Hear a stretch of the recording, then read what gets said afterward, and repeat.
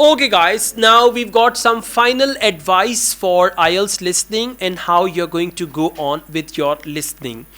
Remember, whenever you do a listening test, you got to do it very carefully. One is you take a listening test blindly.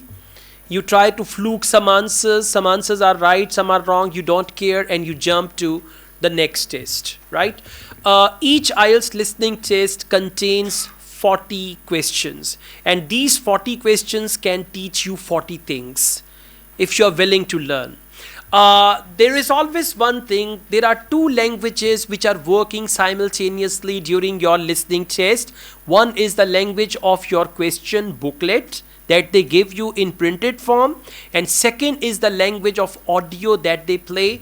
You can listen to that language in the headphones in actual IELTS test.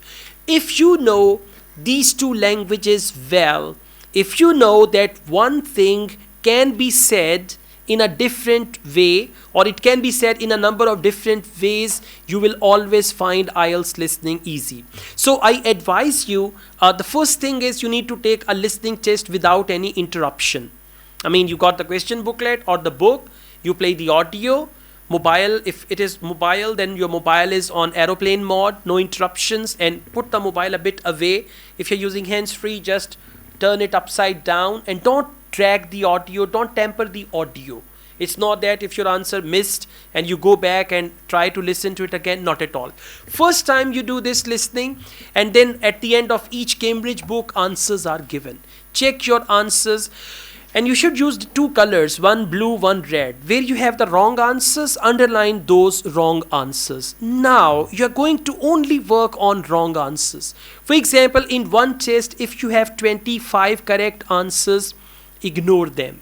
15 wrong answers, deal with them one by one. Okay, for example, the first wrong answer is in first section, question number 8. Read the question again. Play the audio again. Now you can drag the audio, you can forward, fast forward and all that, and see what is the answer, and then see why you wrote the wrong answer. Once you're going to investigate into your personal mistakes, I'm using the word personal. These mistakes are your personal mistakes. I mean, your mistakes will not match with her mistakes. Her mistakes will not match with your mistakes. You've got personal mistakes and you can rectify these personal mistakes on your own. Right? Go on, check your answers, and then you need to make sure, you need to measure your progress. That in part 1, I'm always getting 9 or 10 correct answers, that's okay.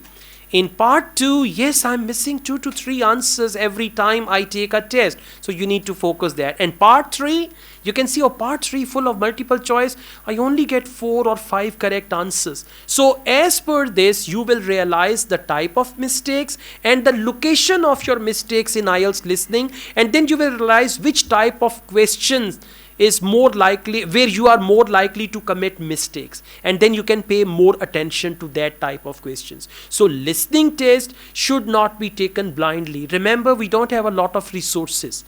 We have only 17 books, and these 17 books contain four tests in each book. So 17 into 4, 68. You have 68 tests. So if you take 2 tests a day, within 34 days, you will finish all of them. And then you will look around, and some students, they repeat. So don't take a test blindly. Just take a test, check your answers. After that, rectify your mistakes, go into the detail. And sometimes, even if from the audio you don't understand, then we have transcript.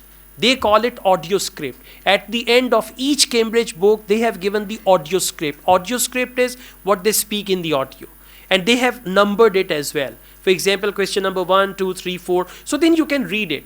And once you realize the correct answer of question number 32 is C, not B, you will learn from that. So once you're going to learn from your mistakes, then gradually you will see, first if you have 15 wrong answers, next time you will have 13 wrong answers, then 10 wrong answers, then even 5 wrong answers. So the number of correct answers will increase and the number of mistakes, that is going to decrease. I would recommend you all to take at least minimum one and maximum 3 listening tests, not more than that. Minimum 1 test, 2 is ideal. And when you take listening test, don't take them together. It's not that you become crazy. I start with all 4 tests in 2 hours, I will complete everything, because your listening ability has got some downfall after 20-30 minutes. What is the duration of IELTS listening test?